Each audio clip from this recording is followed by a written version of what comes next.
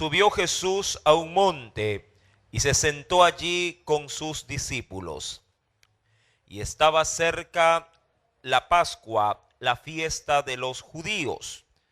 Cuando alzó Jesús los ojos y vio que había venido a él gran multitud, dijo a Felipe: ¿de dónde compraremos pan para que coman estos? Verso número 6, ¿podría leerlo? Pero esto decía para probarle, porque él sabía lo que había de hacer. Amén. Porque él sabía lo que había de hacer. Inclinemos nuestro rostro, sí, y oremos. Padre, en el dulce nombre de Cristo Jesús, te damos gracias, Señor, porque en esta preciosa noche tu pueblo, mi Dios, se da cita nuevamente a esta tu casa, Señor. Toca sus vidas, Señor amados. Toca, Padre celestial, mi Dios. Te lo suplico, mi Padre, para que tu pueblo pueda tener en su corazón, Señor amado, siempre en consideración los dichos de tu boca. Señor amado, háblanos, Padre, te lo imploro, te lo suplico, mi Señor. Que sea tu gracia, tu misericordia, tu poder, Señor amado, como siempre te lo pedimos, lo que se manifieste en este lugar.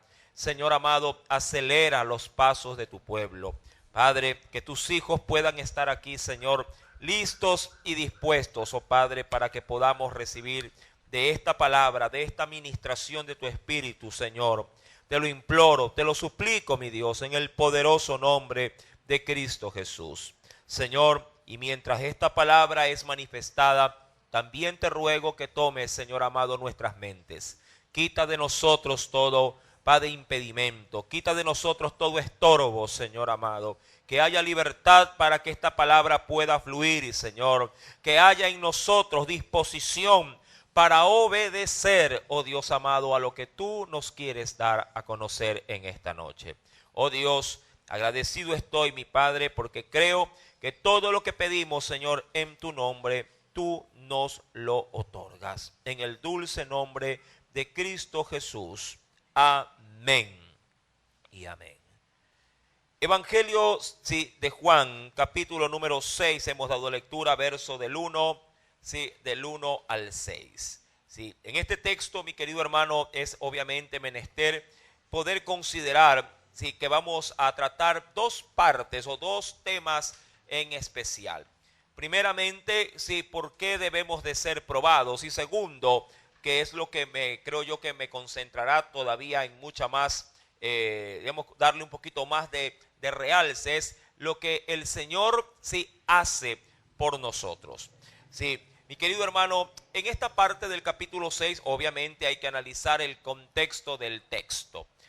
Para aquel entonces, mi amado, ya un año, como para que se dé una idea, si usted estuvo presente en la predicación, cuando Jesús hizo un milagro allí en un lugar llamado Betsaida. No sé si usted se recuerda. Allí el Señor había sanado a un hombre que estaba postrado durante ¿cuántos años? 38 años. En ese lugar el Señor se glorificó de una manera muy especial, ya que allí había hecho su primer milagro, pero no en su ministerio, sino su primer milagro. ¿En qué día? En día de reposo, en día sábado. Desde ese acontecimiento al capítulo número 6 del Evangelio de Juan, habría pasado aproximadamente ya un año. Este milagro, que obviamente del cual se narra en título allí en el capítulo 6, la alimentación de los 5,000, debe de recordar que no fueron 5,000 con exactitud, sino que se habla de 5,000 por el conteo de los cabezas de hogar, 5,000 hombres, pero hay que añadir a eso una gran multitud que acompaña a esos 5,000. Luego de esto, mi querido hermano, insisto, un año habría pasado. En el versículo primero, la Biblia nos dice: después de esto, ya más o menos usted puede darse idea de a qué se refiere. Después de esto, Jesús fue al otro lado, dice aquí, del mar de Galilea. Y allí Juan le da el nombre de Tiberias, el de Tiberias. Ahora, Tiberia era una ciudad construida por Herodes, Pero en los tiempos de Jesús no se llamaba Tiberias, sí, se llamaba el mar de Galilea. Sí, así era su nombre reconocido por todos. Pero insisto, Juan escribe posiblemente este precioso evangelio, sí, muchos años después de que fueron escritos el evangelio de Mateo, Marcos y Lucas. Sí, de hecho es uno de los últimos, está puesto en uno de los últimos, sí, de los 4 evangelios, por ser un evangelio tardío. Pero cuando se escribe este evangelio, el mar de Galilea sí se lo conocía como el mar de Tiberias, sí, dedicado obviamente a Tiberio, un emperador romano. Ahora, cuando seguimos en la lectura, mi querido hermano, sí, insisto, estamos allí dentro, sí, diríamos así, dentro de la orilla, al otro lado de la orilla del mar de Galilea, pero la región seguía siendo de Galilea. Un dato curioso también que usted debe de saber, como para que pueda ir también poniendo no solamente de parte de Dios su ministración, sino también su conocimiento. Este será el último milagro, sí, que Jesús realizará en Galilea. Sí, se va a despedir con broche de oro, dando de comer a una gran, pero gran multitud. Capítulo número 6, versículo número 2. Le seguía pues, dice la escritura, una gran multitud, porque veían las señales que hacía, ¿con quiénes? Con los enfermos. Y vaya que esto era así. Jesús, mi amado hermano, no dejaba, sí, en su ministerio, por lo menos si así él lo disponía, no dejaba de sanar a ninguno, sí, mientras él tenía la oportunidad de poder brindarle, sí, el socorro. Esto obviamente le había hecho dar un gran reconocimiento en su fama. Versículo número 3 dice la escritura: entonces subió Jesús a un monte, sí, y se sentó allí con sus discípulos, sí. Y desde allí dice la Biblia que el Señor, sí, que desde allí, sí, ya no en ese momento, sino al día siguiente lo hará. El Señor allí, mi amado, tendrá una reunión muy privada con sus discípulos. De hecho, cuando uno va al evangelio de Marcos, acompáñeme por favor, venga conmigo, sí, al segundo evangelio de la Biblia, en el evangelio de Marcos, venga conmigo por favor, ¿lo tiene? En el capítulo número 6, capítulo número 6, mira lo que nos dice el Señor con detenimiento acá. Versículo número 30. ¿Qué hacía el Señor en ese monte? Sí, el Señor, mi querido hermano, allí se había refugiado con sus discípulos, tratando de desahogarse un poco de tanto gentío que a la verdad, sí, amado hermano, ya hasta podríamos decir que se sentía hasta incómodo. En el verso número 30 nos dice: entonces los apóstoles se juntaron con Jesús y le contaron, dice la Biblia, todo lo que habían hecho. Esto refiriéndose a que obviamente Jesús los había enviado de dos en dos a predicar el evangelio y les había dado poder y autoridad para que hagan muchos milagros. Entonces, luego del retorno de ellos se fueron con Jesús y allí se pusieron aparte en el monte. Verso 30 dice aquí: y le contaron todo lo que habían hecho y lo que habían enseñado. Verso número 31. Jesús sabía cómo habían venido. Verso 31, léalo por favor.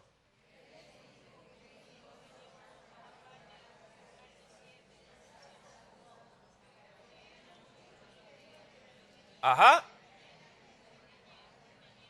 Entonces, mira, Jesús es conocedor, mi amado, que cuando uno le sirve, ojo con esto, y esto para los que en Dios están involucrados en sus negocios, en los negocios de su Padre Celestial, sabe que la labor espiritual, si se la lleva como es debida, es una labor extenuante. Sí, porque no solamente se desgasta el cuerpo, sino que también se desgasta algo que de pronto la oficina no puede hacerte desgastar: tu espíritu.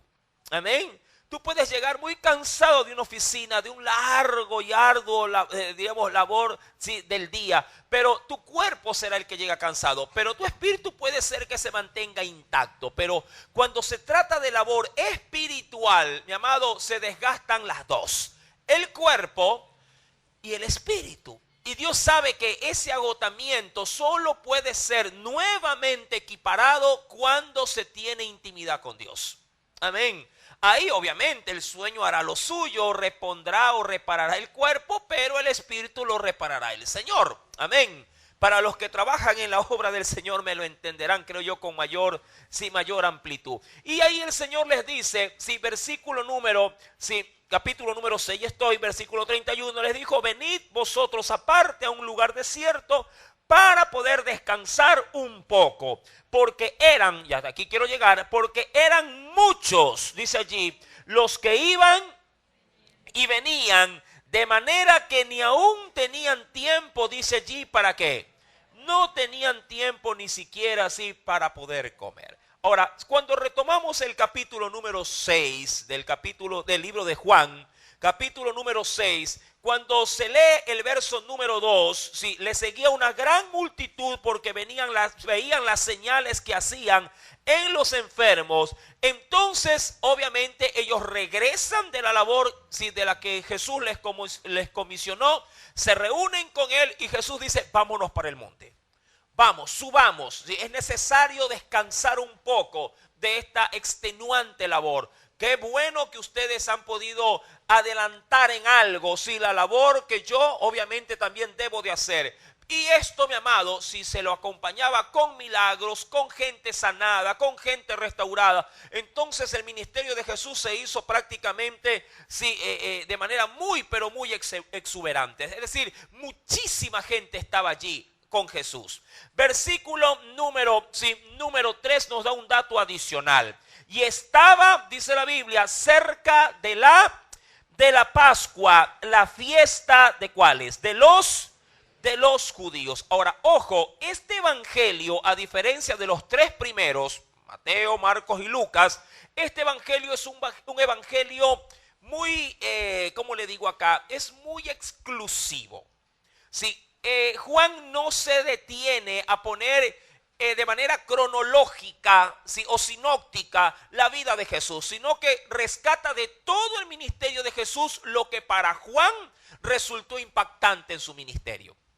Sí, tanto así que prácticamente hasta el capítulo 6 se podría decir terminaría el ministerio de Jesús en cuanto a lo que Juan se refiere. Y de ahí en adelante él se va a dirigir directamente, del cual tomará muchos capítulos, tomará la cena del Señor como un punto de partida para solamente concentrarse en el sello de oro de Cristo en su ministerio, la cruz. Amén.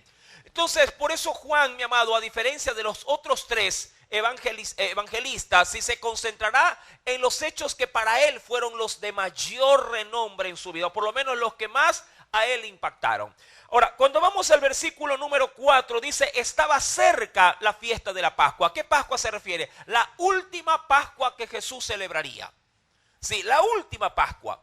Sí, Jesús, de acuerdo a ciertos, no voy a entrar mucho en detalle en aquello, pero sí, de acuerdo a los criterios de los otros evangelizadores, Jesús pasó por 4 Pascuas, por lo menos tipificadas en la Escritura. Sí, es decir, él estuvo presente en 4 Pascuas, una cada año, y esta sería la última. Versículo número 4, y estaba cerca la Pascua, la fiesta de los judíos. Verso número 5. Cuando Jesús, dice aquí, alzó sus ojos, vio que había venido a él, ¿qué cosa? Gran multitud. Ojo con esto. ¿Jesús dónde se encontraba? ¿Dónde estaba Jesús? Se había ido a un monte. Por lo general siempre el Señor buscaba las colinas. ¿Pero para qué? ¿Para alejarse? Para alejarse de la gente. ¿Para qué? Para que le puedan dejar, ¿qué cosa? Descansar. Sí, como para decir: está bien, yo sé que he venido para traerles esto, el evangelio, los milagros, pero si todo tiene su tiempo. ¿Cuántos, mi amado, pueden también en su vida organizarse de esta manera? Hay gente que no tiene en consideración hasta dónde puede dar. Y eso es un problema, porque eso hasta termina enfermando el cuerpo. ¿Conoce usted sus limitaciones? ¿Conoce usted su, digamos así, su potencial, hasta dónde usted puede dar? Hay gente que cuando empieza algo parece ser que no lo quiere dejar inconcluso hasta que no termine. Y a veces es mejor hacer una pausa. Hay mucha gente que puede de hecho levantarse y decir, hoy plancho toda la ropa. Y al otro día, mi amado hermano, tiene, digamos así, el lunes la plancha y de martes a domingo está en la cama. Porque se terminó, ¿qué cosa? Enfermando. Eso pasa cuando no se usa un poco de prudencia, un poco de esa materia gris que nos ha dado. Y decimos, no, yo no soy una máquina. Jesús también, mi amado, cuando tenía que parar, paraba. Y decía, no, hasta aquí llego. Es demasiado para poder atender. Mi querido hermano, y Jesús va al monte, va con sus discípulos y para su sorpresa termina de comer, termina de descansar, termina de escuchar, de conversar, de tener un diálogo íntimo con sus, digamos así, con sus discípulos. Y cuando dice la escritura, y cuando el Señor, versículo número 5, alzó sus ojos, no que no viera, sino que como quien dice, se fijó detenidamente ahora en el lugar donde él estaba. ¡Oh, sorpresa! El lugar ahora se encontraba completamente abarrotado. Diría cualquiera, ¿y esto de dónde salieron? Él tenía obviamente un objetivo en ese momento, descansar. Pero la gente nunca se había alejado de él. La gente se quedó allí. Claro, Jesús ya había comido juntamente con sus discípulos, ya había descansado. Pero los necesitados, todo el pueblo que quería no solamente sacar o extraer de Jesús un milagro, sino también de escuchar, porque Dios había despertado por primera vez durante muchos años, cientos de años, había despertado el interés para poder escuchar, ¿qué cosa? El verdadero mensaje de Dios. No como lo predicaban los fariseos ni los escribas, sino como lo predicaba alguien como quien tuviese autoridad de parte de Dios. Jesús, qué sé yo, te digo, ¿y cómo se llegó a ganar su fama? Jesús decía, el Señor puede sanar. Y la gente podría decir en cualquier culto, amén, amén. Y después decía, que pase el enfermo que lo voy a sanar. Eso cambia. ¿Me entiende? La cosa cambia cuando el evangelio, si lo dice tal cual como es poder de Dios para poder salvar, para poder libertar, para poder sanar. Mi querido hermano, de allí que la fama de Jesús se extendió. En el versículo número 5, Jesús alza sus ojos y ve una gran multitud. Y de entre todos los discípulos, mi amado, llama, por así decirlo, a Felipe. ¿Qué tenía Felipe que no tuviesen los otros discípulos? Esa Felipe, de acuerdo a lo que narra Juan, si al que Jesús le dice, versículo número 5, ¿de dónde compraremos pan para que coman estos? Ahora, de dónde, de acuerdo al significado griego, no implica de que, o por lo menos no se entiende como el lugar, sino de la posibilidad para poderlo hacer. Ojo con esto. Siempre me gusta dar aclaraciones. Jesús no habla del lugar de donde se pueda ir a comprar, sino de la posibilidad de cómo se podría dar de comer a tanta gente. Quiero que entienda esa parte. Sí, insisto, mire que le doy el dato. Jesús cuando dice de dónde, no se refiere a dónde ir a comprar, sino de la posibilidad de cómo se le podría dar de comer a tantísima gente. El otro día preguntaba, de una libra de arroz comen 4 personas, de un quintal 400. Estamos hablando de 5,000 hombres, sin contar mujeres y niños. ¿Cuántos quintales posiblemente se necesitarían para dar de comer aproximadamente a cerca de 7 u 8,000 personas, entre mujeres y niños? ¿Cuánto? Si hablo de 8,000, ¿cuánto estamos hablando? ¿Con cuántos quintales de arroz? ¿Cuántos? Unos 20 posiblemente quintales, posiblemente. Llamado, claro, y eso en arroz crudo. Ahora para cocinarlo y el arroz seco no pasa, ¿verdad? Bueno, con hambre pasa, pero pasa mejor remojándolo, así sea con quesito, ¿verdad? Algo ahí. si tiene un caldito ahí, un caldito de pollo, le pone por encima y entra, pero como una bala entra al estómago. Mucha gente ya está que se saborea, dicen. Si abre un atún calientito y lo pone el arroz recién hecho, mi amado, es como las bodas del cordero eso.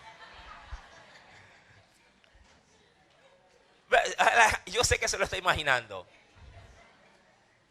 Jesús le hace la pregunta y a mí me nació también una interrogante. ¿Por qué a Felipe? Felipe era de Galilea, como otros muchos, pero él venía también de la región de Betsaida o Betesda.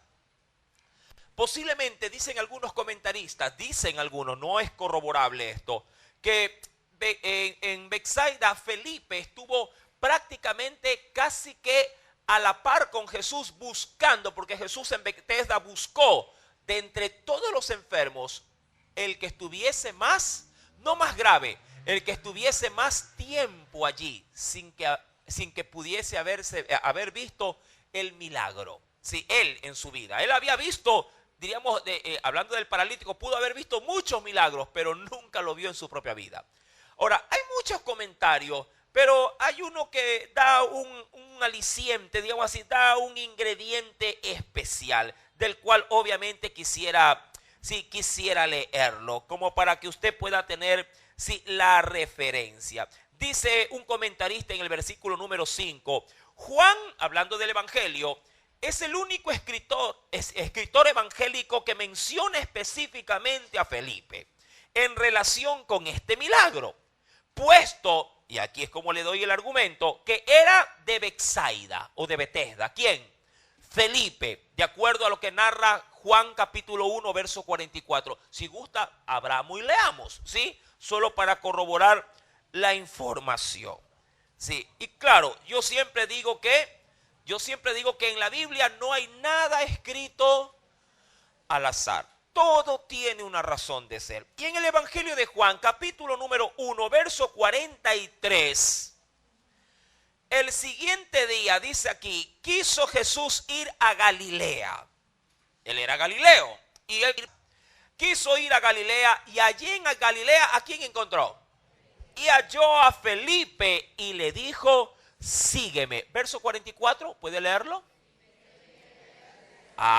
Y Felipe era de Betsaida, la ciudad de Andrés y Pedro. Ahora, ¿por qué lo llama? Posiblemente por esto. Porque hace un año atrás, Jesús había realizado ese milagro de sanar a ese paralítico. Un milagro portentoso, por cierto. Un milagro especialísimo, porque sanó a un hombre que estaba postrado 38 años allí. ¿Sí?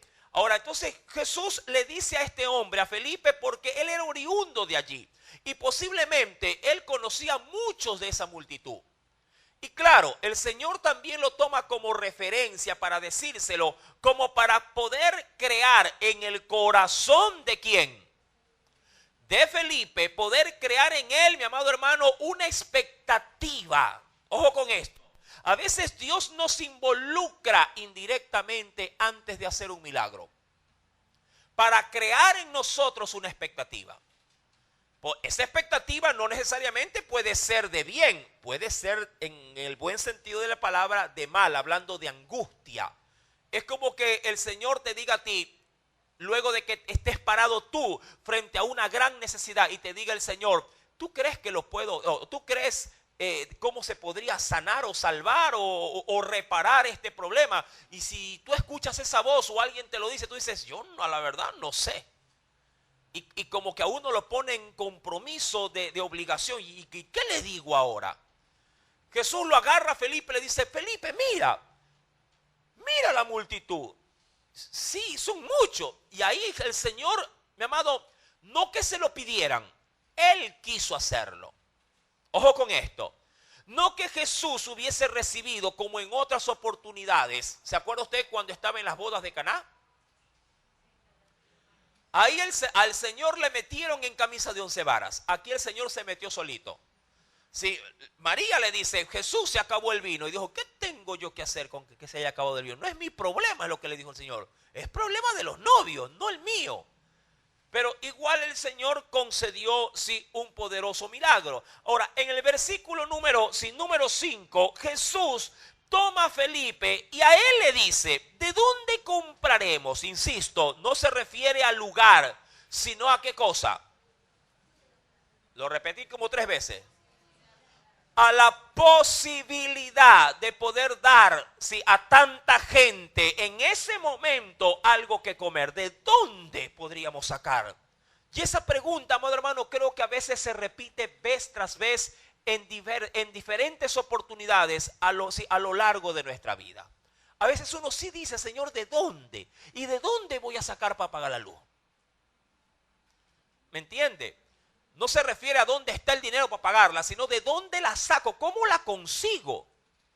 ¿De dónde tengo para pagar la planilla de luz que ya me llegó y que dice que tiene fecha de vencimiento mañana? Y cuando usted se mete la mano al bolsillo, no hay ni un centavo para mañana. ¿Me entiende? ¿De dónde? ¿De dónde?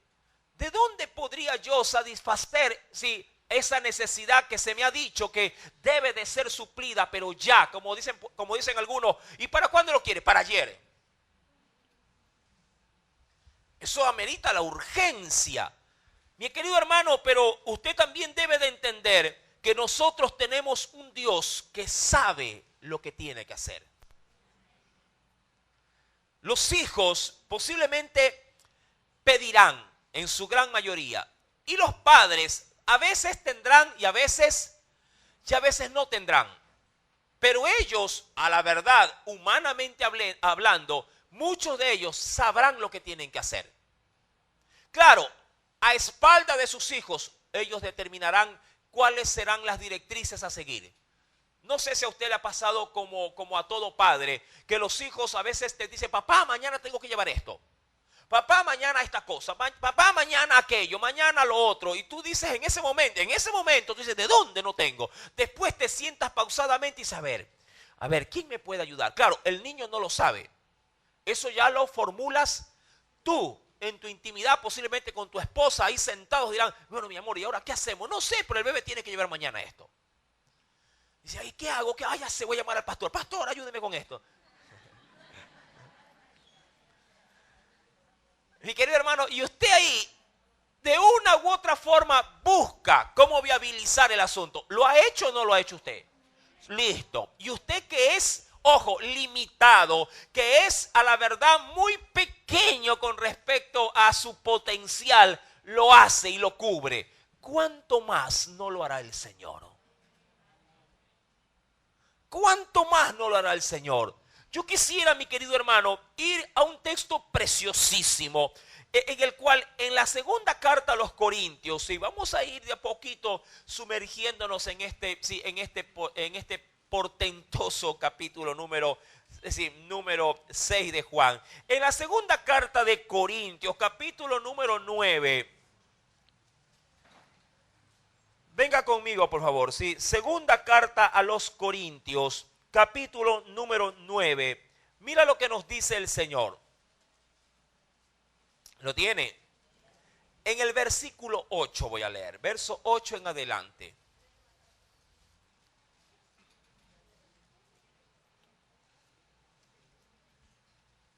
¿Lo encontró? Léalo con detenimiento, porque esto es real. Dice el Señor, y poderoso, ¿lo tiene conmigo en la lectura? Sí. Y poderoso es Dios para hacer, ¿qué dice? Que abunde en vosotros toda gracia, hablando de toda dádiva de gracia que el Señor puede darte, a fin de que teniendo siempre en todas las cosas todo lo suficiente, abundéis para toda buena obra. Y me da la referencia bíblica del verso 9 y 10. Dice, como está escrito, es decir, como Dios lo ha dejado asentado en su palabra, repartió, y eso lo hizo no solamente nuestro Dios, sino también nuestro Salvador, repartió, dio a los pobres, justicia aquí permanece para siempre. Verso 10, y el que da semilla al que siembra y pan al que come, proveerá y multiplicará vuestra sementera y aumentará los frutos de vuestra justicia.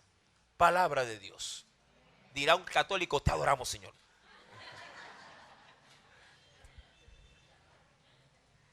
Mi amado, Dios no solamente lo ha dicho, lo hace. Amén.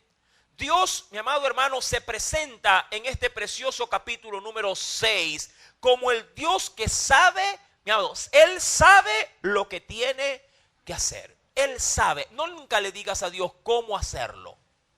Es una recomendación. No le pongas a Dios, ¿sí?, la forma o la manera de cómo Él tiene que hacer las cosas. Él sabe lo que tiene que hacer. Amén. Claro que cuando Él lo hace, no es muchas veces en el tiempo que tú quieres, ya eso es otra cosa. Tienes que ser un hombre paciente, un hombre de calma, de saber esperar. La paciencia, mi amado hermano, es algo, a la verdad, algo que Dios pule cada día a veces, dependiendo de cómo es lo que quiere para nosotros, cómo quiere tratar. Dios pule nuestra paciencia. A veces llega a tiempo para nosotros, a veces llega atrasado de acuerdo a lo que nosotros estimamos o se adelanta, pero mi amado, de acuerdo a su propósito, Dios, como decimos nosotros, siempre llega a tiempo. Usted sí puede decir, ay Señor, te demoraste, como le dijeron Marta y María. Te demoraste, Señor. 3 días atrás era la venida. Pero te demoraste. Tiene ya 3 días de muerto tiene Lázaro. Te demoraste. Y el Señor dijo, yo no me demoré, yo llegué a tiempo. Yo llegué a tiempo. ¿Y por qué? Porque yo quería llegar cuando ya esté apestando el cadáver. El problema es que tú no tienes la paciencia para soportar 3 días de duelo. ¿Me entiende? Para ti eso no es admisible, pero para Dios, claro que lo es. Me recuerdo tanto cuando por primera vez es probado Moisés. Moisés no fue probado necesariamente en la zarza, ni probado con las plagas de Egipto. Moisés fue probado en el Gran Mar Rojo. En el Gran Mar, ahí fue probado Moisés. En su primer encontrón con Dios. Cuando el pueblo le grita a Moisés y le dice, ahí vienen los egipcios. Y Moisés está allí, mi amado hermano, delante de más de 2 billones de personas. Y claro, como un ser humano, a cualquiera de nosotros le hubieran temblado las rodillas. Y él comienza a clamar a Dios, comienza a rogar. Y lo que es más curioso, Dios le da una palabra y él se la repite al pueblo, pero se la repite con mucha incredulidad. Porque mientras se la da al pueblo, mi amado, Moisés por dentro clama, no por fuera, por dentro está, Señor, ¿y qué hago? Es curioso este texto. Ven a Éxodo capítulo 14, verso número, voy a ir desde un poquito más atrás del texto. Éxodo capítulo 14. Esto es curiosísimo, mi amado hermano. ¿Lo tiene? Qué bueno que Dios nos lleva de una a otra cosa, pero todo tiene una conexión directa. ¿Ya lo encontró? En Éxodo capítulo número 14. ¿Lo tiene? Dice el Señor verso, a ver, lea el verso 13 y 14. Léalo. Otra vez, a la cuenta de 3 para que se escuche bonito. 1, 2 y 3.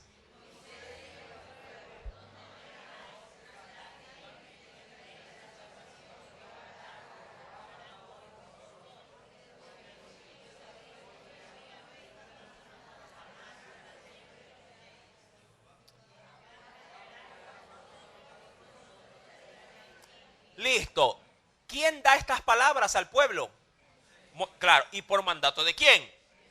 Obviamente, él le dice al pueblo, no tengan miedo, no teman. ¿Qué más les dice? Estén firmes, van a haber salvación. ¿Qué más les dice? Hoy Jehová hoy hará con nosotros algo único con los egipcios. Y luego les dice en el 14, Dios va a pelear por nosotros. Diría cualquiera, ese hombre está está prendido. Es un hombre de fuego en Dios. Pero en el verso 15 se desborona. Lee. Entonces Jehová le dijo a Moisés, ¿por qué clamas a mí? Ahora, ojo, ahí hay un par. Pare. Del verso 14 al 15, mi amado hermano, obviamente no se considera posiblemente un espacio, pero hay un espacio. Desde cuando Moisés le da al pueblo la palabra que viene de parte de Dios, al versículo número 15 hay una transición allí. Hay una pequeña dispensación de tiempo, es decir, él termina de dar la palabra al pueblo. ¿Y qué palabra? Una palabra de poder. Y parece como que si se retirara Moisés y comienza a clamar. Y allí como que Dios le dice, a ver Moisés, tú le acabas de decir al pueblo de mi parte, sí, que no tema, que esté firme, que van a ver la salvación, que los egipcios que han visto ya no los van a ver más y que yo voy a pelear por ti y por todos ellos. Pregunto, Moisés, ¿por qué? Bueno, casi digo diablos, pero ¿por qué estás clamando a mí? Casi dije, pero no lo dije. ¿Por qué clamas a mí? Diríamos, ya no es tiempo de ¿qué? Ya no es tiempo de orar. Es tiempo de tomar mi palabra y hacer lo que tú acabas de decirle al pueblo que tienes que hacer. Curioso, él da la palabra y él mismo se bajonea. Cosa curiosa, ¿verdad? Como decían los chicos, mamá, pero está oscuro. Sí, caminen, que yo voy con usted, caminen, y va para atrás, caminen. Y usted no viene, mamá, no, que vayan ustedes, yo no me meto ahí. Y allí Dios le dice, sí, ¿por qué clamas a mí?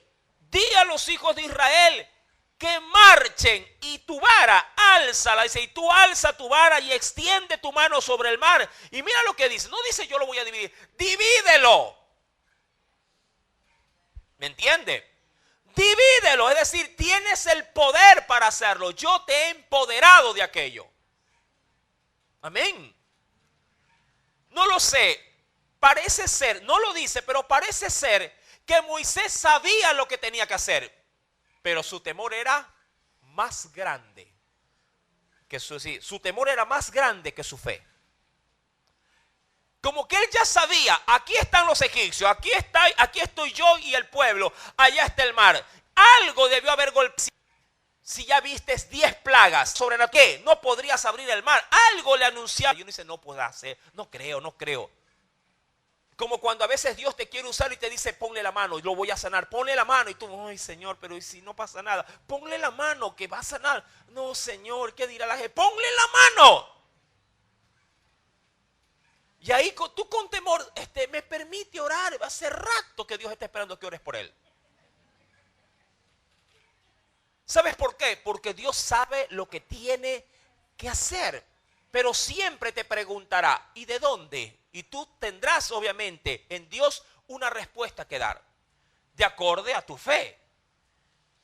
Para Felipe, versículo número 5, el Señor lo involucra, no para avergonzarlo ni para mucho menos, diríamos, opacarlo, sino para que él pueda, él pueda ver un milagro en acción. Claro, es un participante indirecto, pero está allí. Él forma parte de los 12. Y le dice, ¿de dónde compraremos pan para que coman estos? Pero esto, verso número 6, decía, ¿para qué dice la Biblia? ¿Para qué? Para probarle. Ahora, ojo con esto. Esto es algo que yo creo que en parte ya fue explicado. ¿Se acuerda usted del término masa y del término doquimazo? ¿Cuántos se recuerdan de esto? Sí, para los que vienen por primera vez dirán, ¿qué? Yo le explico, tranquilo.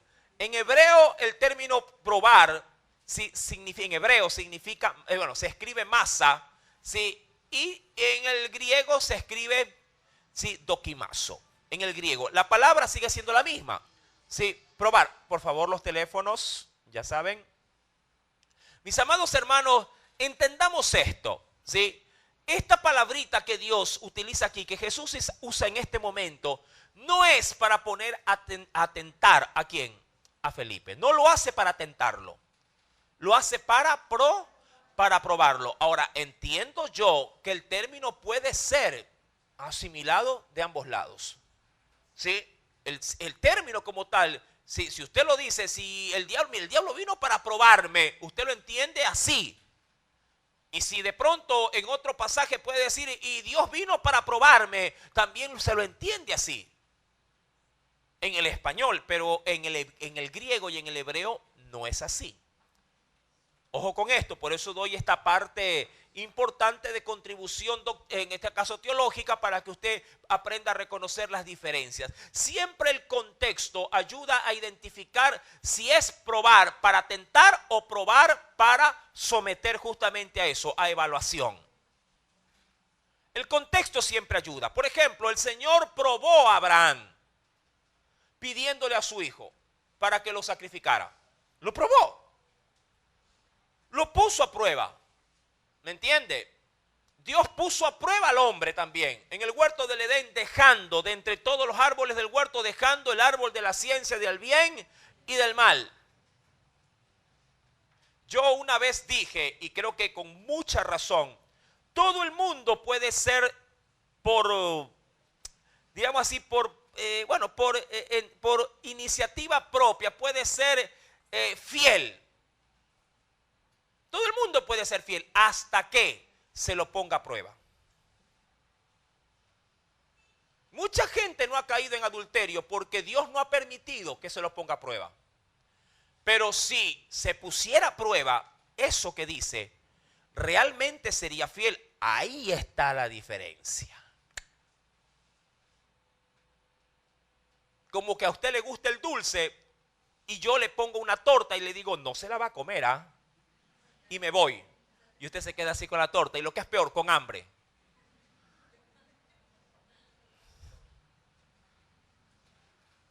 Todo el mundo puede ser honrado. Hasta el día en que tenga una necesidad económica terrible y le dejen un fajo de dinero por delante.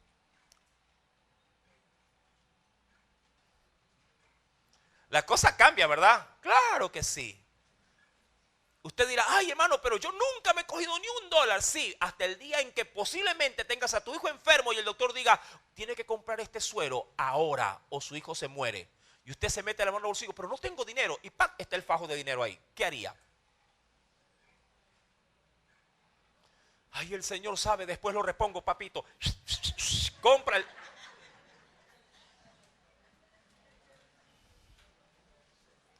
¿Acaso no hacen eso con el diezmo? ¿Robará el hombre a Dios? Bueno, ya me estoy abriendo mucho del tema, me retrocedo. Juan capítulo 6. Jesús, dice la Biblia, verso número 6, pero esto decía para probarlo. Sí, es decir, para ponerlo en evaluación, como para poder pesar y decir, a ver Felipe, quiero saber de qué estás hecho. Recuerda esto. Los discípulos, de acuerdo al Evangelio de Marcos, capítulo 6, verso 30 en adelante, habían venido haciendo maravillas, ¿o no? ¿Verdad? En esas maravillas muchos decían, Señor, hemos visto caer del cielo, ¿qué cosa? Al enemigo como un rayo. Otros decían, Señor, en tu nombre se han sujetado los demonios. Hemos visto gloria de Dios en este lugar.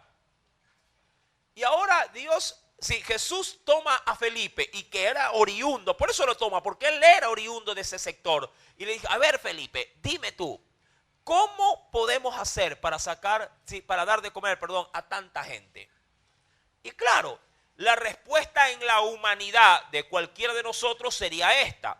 Versículo número 7, Felipe responde diciéndole, Señor, 200 denarios de pan. Y eso solamente dejándolo con pan. no bastarían para que cada uno de ellos tomase un poco. Es decir, hasta si compráramos 200 denarios de pan, si alcanzaría como para que el pan lo que tuviéramos, ¿qué cosa? Que partir en pedazos de esos 200 como para que alcance a tantísima gente. Mi querido hermano, y esto obviamente trasciende, porque cuando se habla de esta cantidad, 200 denarios, un denario era el salario de un jornalero, ¿sí? Diario, de un jornalero. Es más o menos como que lo que se paga ahora, bueno, ahora se paga menos que antes, pero ¿cuánto se paga por la labor de un jornal, de un oficial en un taller? ¿Cuánto le paga usted cada día? ¿Cuánto? No, mínimo ¿cuánto? No diga 10, pues no sea tan tacaño. Dele un poquito más. ¿Cuánto usted le paga el suyo? Aquí se expone, se expone. Pague bien, sea justo. ¿Cuánto? 20 dólares será un promedio, ¿verdad? Promedio a 20 dólares. Listo. Mi querido hermano, 20 dólares en pan. Es bastante. ¿Cuántos panes se comprarán por 20 dólares? ¿Aquí cuánto nos cuesta para la colada? Ah, 180 panes por 20 dólares de pan. 180 panes. Multiplicado por 200, ¿de cuánto estamos hablando? ¿De cuánto estamos hablando? Mira, estamos sacando el promedio. ¿De cuánto estamos hablando? Multiplique el ejercicio. 180 panes por 200. ¿Cuánto es? 36,000, ¿cuánto? ¿Sí? ¿36,000? 36,000 panes. Usted sabe el gentío que había ahí. Por eso es que cuando la Biblia dice 5,000 hombres, habla solamente de los cabezas de casa. Sin contar mujeres y niños. Claro, él dice 200, pero claro, en aquel entonces un jornal ha de haber sido por lo menos la mitad. La mitad de lo que es ahora. Y de la mitad de lo que se puede comprar con 20 dólares. Obviamente, estaríamos hablando de que sería la mitad de eso. ¿De cuánto estaríamos hablando? 18,000 personas. Eso sí se ajusta a la realidad del texto. Felipe dice, Señor, ni con 200 salarios de un jornalero alcanzaría a comprar tanto pan para estos. Habría que pedacearlos para dárselos. Mi querido hermano, eso en cuanto a la mente, en cuanto al poder resolver problemas a nuestra forma, a nuestra manera. Pero ya usted recuerda, versículo número 6, Jesús ya sabía, ¿qué dice la Biblia? Él ya sabía lo que tenía que hacer. En el versículo número 7, 200 denarios de pan no bastarían para dar, dice aquí, de comer a cada uno de ellos. Verso 8, uno de sus discípulos dijo, ¿quién? Andrés, hermano de Simón Pedro. Y le dijo, ahora, a mí, mi amado hermano, te soy muy honesto y muy sincero, yo podría aquí debatir con algunos otros estudiosos bíblicos. ¿En qué sentido? Hay una materia en los seminarios que se llama, dicho de manera más normal, sí, es defensa de la fe. Apologética, sí, pero no, es más fácil. Defensa de la fe. Y ahí me acuerdo tanto que nos hicieron comprar 5 libros. 5 libros seculares. 5 libros. Pero claro, 5 libros donde se pone en tela de juicio los verdaderos evangelios de Cristo. Nos hicieron comprar el Código Da Vinci, nos hicieron comprar el Evangelio según San Judas, entre otros libros. Y dijeron, cojan un capítulo, desarróllenlo y usted defienda su postura de acuerdo a lo que dice la Biblia. ¿Por qué hago este comentario? En estos versículos, mi amado hermano, del versículo número 8 me refiero, versículo número 8 al verso número 9, quiero que lo lea en silencio. Léalo. En este momento, léalo porque le voy a preguntar. Uno de sus discípulos, Andrés, hermano de Simón Pedro, le dijo, aquí está un muchacho que tiene 5 panes de cebada y 2 pececillos. ¿Qué es esto para tantos? ¿Viene? ¿Qué es esto para tantos? Vuélvalo a leer, por favor. Sí, insisto, le voy a preguntar.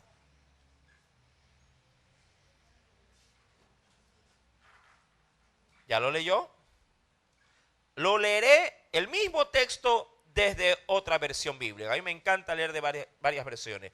En el versículo 8 dice la traducción del lenguaje actual: Andrés, que era hermano de Simón Pedro y que también era discípulo, le dijo a Jesús: aquí hay un muchacho que tiene 5 panes de cebada y 2 pescados, pero eso no alcanzará para repartirlo ¿entre qué?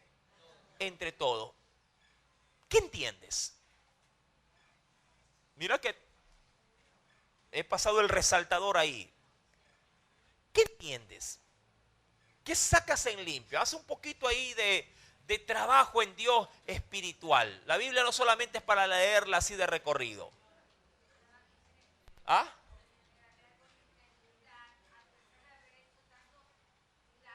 ¿Ya?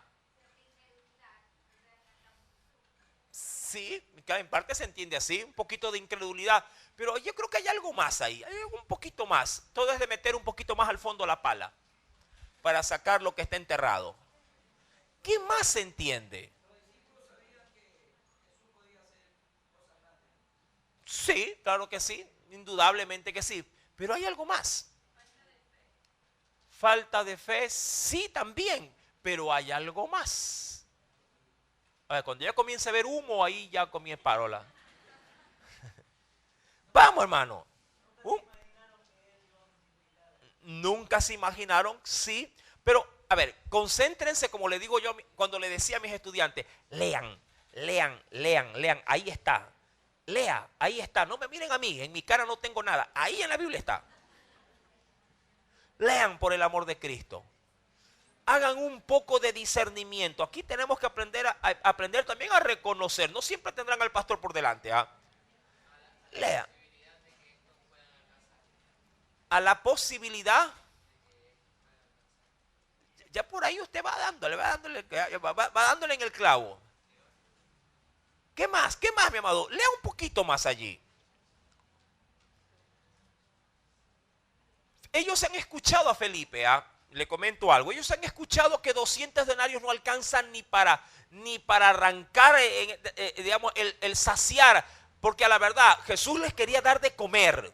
Ojo, Jesús les quería dar de comer. Ya hemos sacado cuentas que posiblemente que un pan por cada uno puede ser que la multitud haya comido. Pero Jesús no quería dejarlos con un pan en el estómago. Mis hijos con un pan ni de broma se llenan. Yo podría tomar, yo sí tomo en el desayuno una agüita y un pan y ya. Está acostumbrado al estómago en la mañana así. Pero los muchachos en casa, por ahí yo conozco uno que va con una funda de panes así. Varón, y esa fundota, para mí, para el desayuno. Y sí, un pan ni de broma alcanza. Sí, por eso es que estaba bien, de alguna forma, estaba bien sintetizado por parte de Felipe que 200 denarios no habrían de alcanzar. Porque él sabía que un pan no servía para nada. Dirá cualquiera: para que le des un pan, mejor no le des nada. Pero luego se acerca Andrés. Pero siga. Andrés se acerca y le dice: Señor, aquí hay, ojo con esto, aquí hay, sí, o por lo menos aquí hay un muchacho que tiene 5 panes de cebada y 2 pececillos más. Sí, sí. Perdón, 2 pececillos más. ¿Qué es esto para tantos?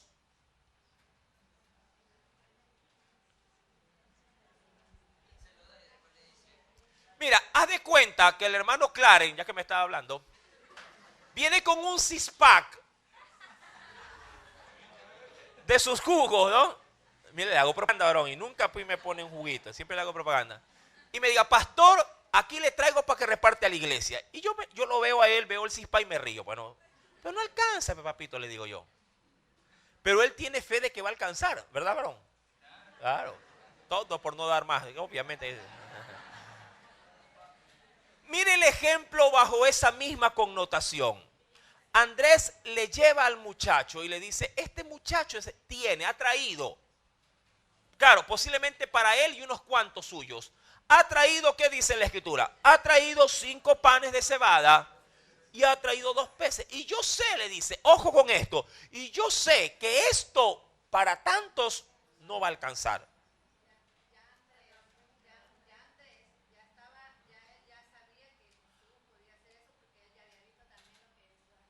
Sí, sí, yo creo que sí.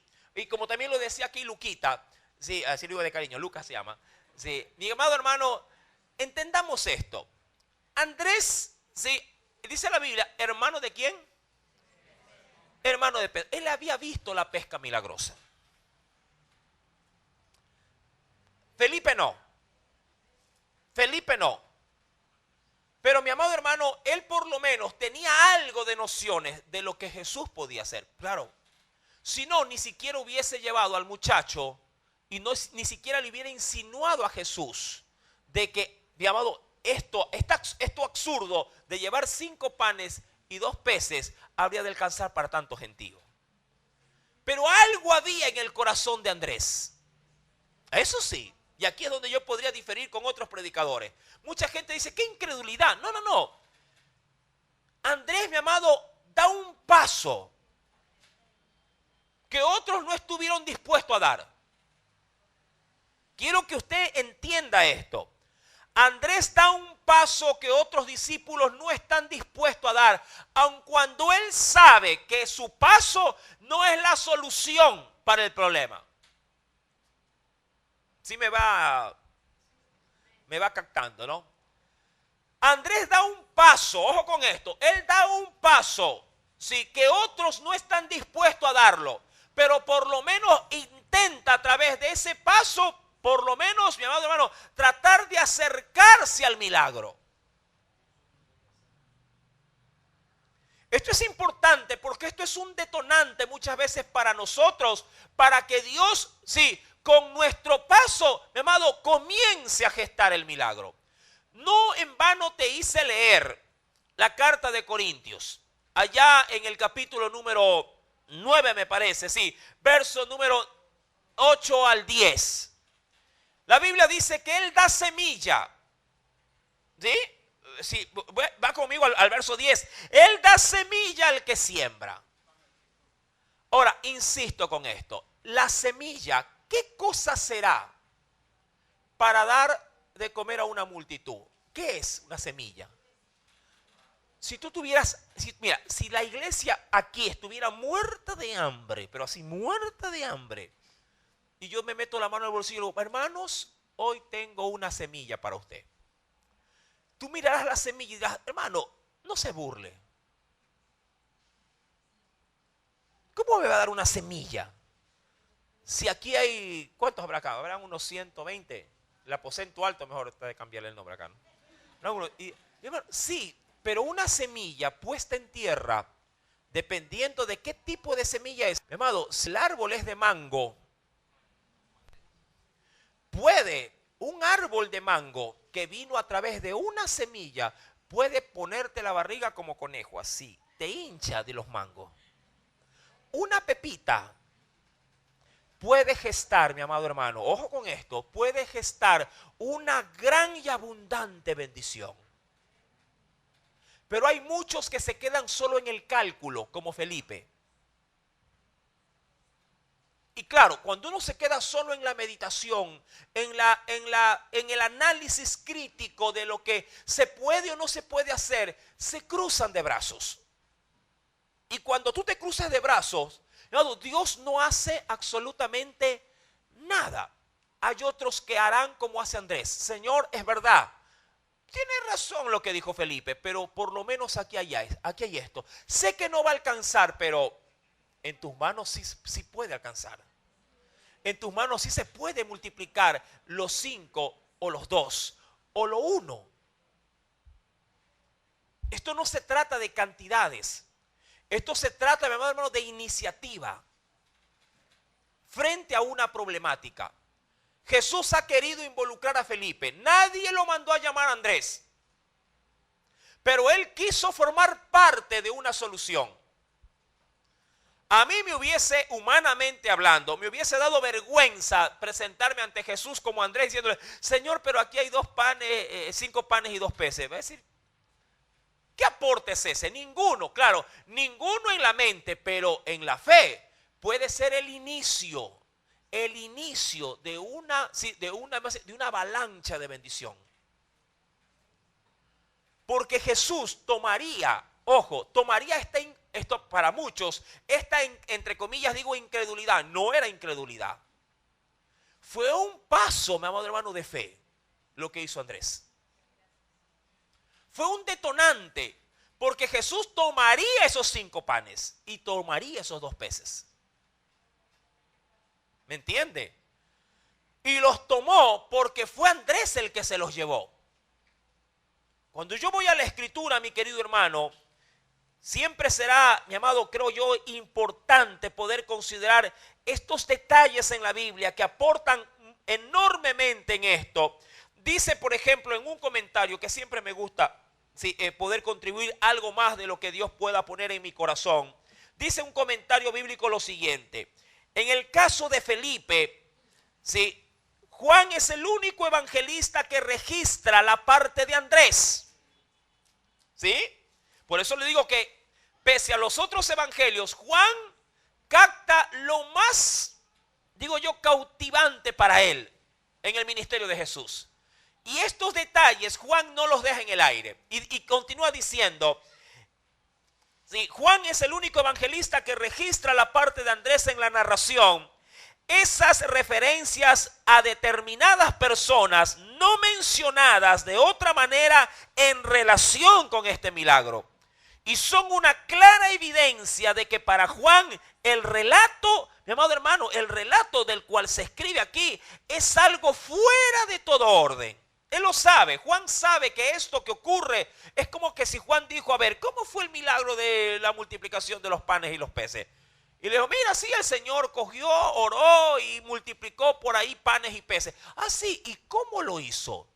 Yo te digo que oró. No, pero ¿y de dónde salieron los panes? De tal, Andrés se los llevó, de verdad. ¿Y cómo Andrés llevó los panes y los peces? Es lo que pasa es que escuchó a Felipe. ¿Y qué dijo Felipe? Y así.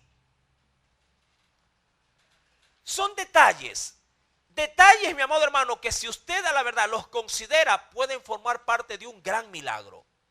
Hay cosas, yo lo he dicho, otros predicadores también lo dicen, esto no es expresión mía, viene de otros. Llaves pequeñas abren grandes puertas.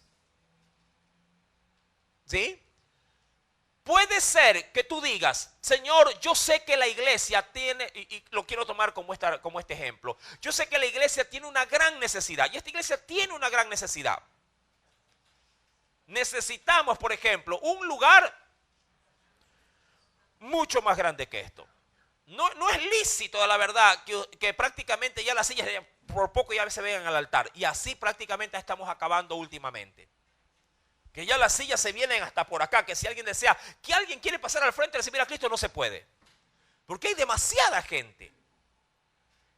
Y alguien puede decir, uy hermano, necesitamos un espacio grande. Digo, sí hermano, pero hay que contribuir más para poderlo hacer. Sí, es verdad. Pero hay mucha gente que puede decir para sí, uy hermano, yo sí quisiera ayudar, pero ¿de qué le puede servir $1, hermano? Y yo le digo, a la verdad, para mí posiblemente de nada, pero para el Señor su dólar puede ser el pescado que Dios quiera multiplicar.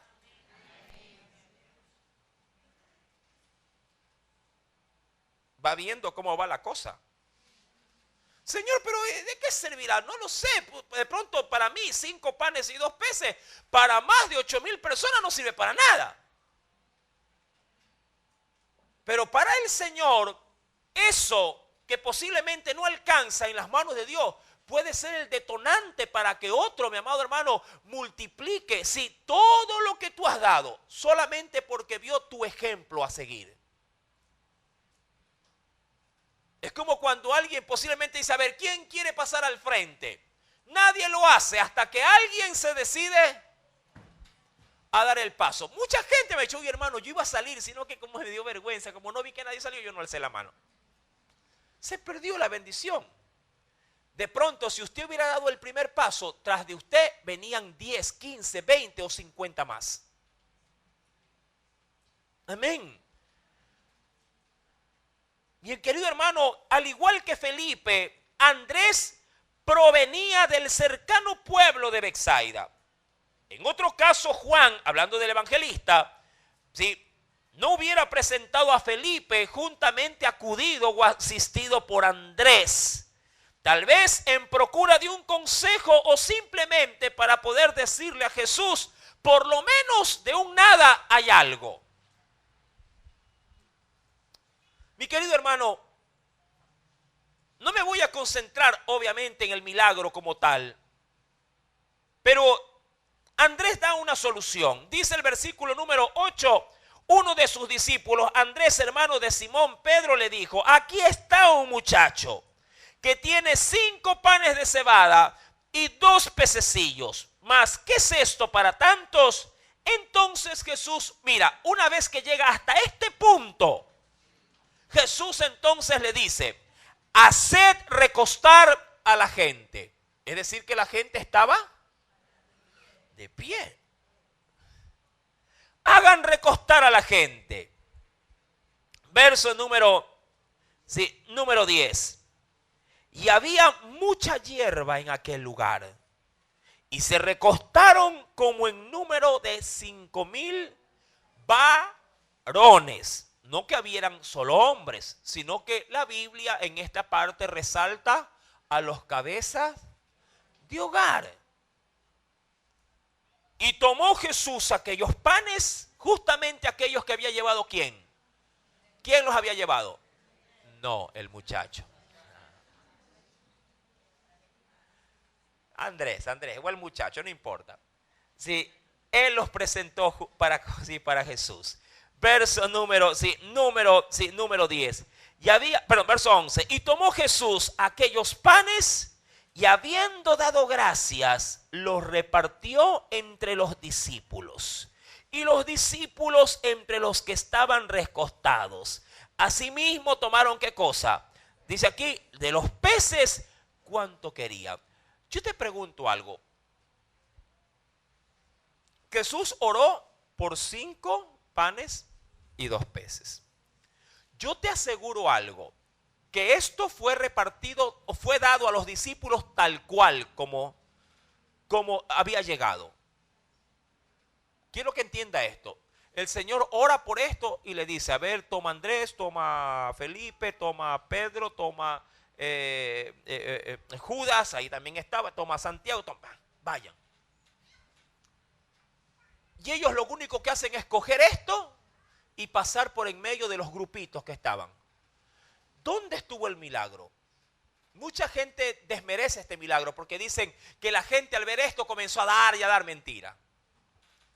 Solamente había esto, porque si hubiera existido más comida en el lugar, mi amado, Andrés se hubiera encargado ¿de qué? De llevársela. Andrés se hubiera encargado de llevársela y decir, mira Señor, aquí hay este muchacho que tiene esto y allá encontré esto y allá encontré el otro. No, solamente esto hubo. El punto es que cuando la gente comenzó a meter la mano en el cesto donde estaba el pan y en los cestos donde estaban los peces, mi amado, esto no tenía fondo. Es decir, la gente cogía y sacaba, cogía y sacaba, cogía y sacaba. La gente no sabía lo que estaba. Obviamente, ellos, mi amado, ellos simplemente cogían y decían, listo, pasen el cesto y seguían sacando. Fue más o menos como el milagro del aceite y la tinaja. Una pequeña botella de aceite llenaba cántaro, tras cántaro, tras cántaro, tras vasija, tras olla. Una pequeña botella que tenía la viuda y sus 2 hijos. La gente metía la mano en esa pequeña cesta de 5 panes y los panes nunca se acababan. Mi querido hermano, el milagro fue maravilloso. Y dice la Biblia en el versículo 12, y cuando se hubieron saciado, porque un pan no sirve para saciarse, sino como para parar, como dicen por ahí, las entrañas de que ya no le gruñan más. Pero ellos, dice la Biblia, se hubieron saciado, dijo a sus discípulos: recoged los pedazos que sobraron para que no se pierda nada. Recogieron pues y llenaron 12 cestas de pedazos de aquí, que de los 5 panes de cebada sobraron, dice allí, a los que habían comido.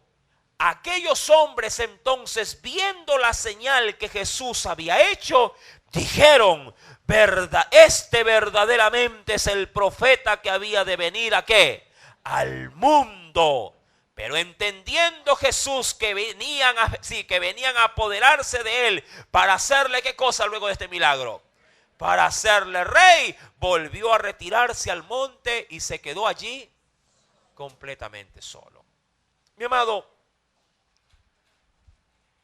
Dios sabe lo que tiene que hacer. En este milagro en particular, Dios de una forma u otra esperó poner en aprieto a la gente, hablando de sus discípulos. Él sabía que sus discípulos no tenían el cómo, pero Jesús sabía lo que tenía que hacer. Punto 2. Mi amado, a veces el Señor lo hace para ponerte a prueba, para ponerte al extremo, para ponerte, mi amado hermano, sí, diríamos así, en este tipo de aprietos. Y lo hace solamente con la intención para que tú puedas comprobar su poder y para que aprendas a confiar en Él, sí, diríamos a ojo cerrado, de todo tu corazón. Nunca escatimes como lección adicional que aún lo que Dios te permite llevar en sus manos, en tus manos, Dios lo puede hacer abundar. Puede ser que si tienes algún problema financiero y metiéndote a la mano en el bolsillo, pero Señor, solo tengo $3 para dejar mañana para la comida. ¿Cuántos han dejado cantidades como esas? ¿Cuántos dejaron a la esposa yéndose al trabajar? Mi amor, me voy, pero créeme que me voy yo con 30 centavos con lo justo para irme y te dejo $2 en la mesa. No sé, mi hija, ore al Señor, yo ya salgo orando, pero Dios va a multiplicar, no sé qué va a hacer. Y una esposa confiada dice: tranquilo, mi amor, que ya veré en Dios lo que se hace. ¿A cuánto le ha pasado esto? Y como dice el pueblo de Dios en tiempos de escasez: Señor, no sé qué pasa, pero cuando menos hay es cuando más rico se come. ¿Verdad que sí? Claro, mi amado hermano. El marido llega por la tarde o por la noche: mi amor, ¿y qué pasó? El marido ni llama. Dice: ay, si la llamo puede ser que estén los muchachos ahí en crisis de estomacal. Pero, y hermano, y ese día, mi amado, dice: ¿y ese jugo? No sé. Por ahí encontré un fresco solo mal parqueado. ¿Y no es así acaso? Mi amado, algo es seguro. Dios se encarga de darnos siempre la sorpresa y multiplicar mucho más de lo que tú posiblemente podrías llegar a entender o a dar también. Pero claro, no podemos, mi amado, desaprovechar la oportunidad que Dios nos brinda para no, por lo menos, poco o mucho, presentar lo que tenemos delante de Él. Presenta lo que tienes, no dice cuánto, solo pon lo poco o lo nada que tienes, ponlo en sus manos. Si no llevas nada, Dios hará un todo de la nada. Amén. Y si llevas algo, Dios multiplicará ese algo hasta que sobreabunde, mi amado hermano. Porque Dios sabe lo que tiene que hacer. Amén. Aleluya. Espero que el Señor haya hablado a la necesidad de tu vida en esta hora. Padre, en el dulce nombre de Jesús, gracias por este poderoso, Padre, evangelio. Gracias por este capítulo 6,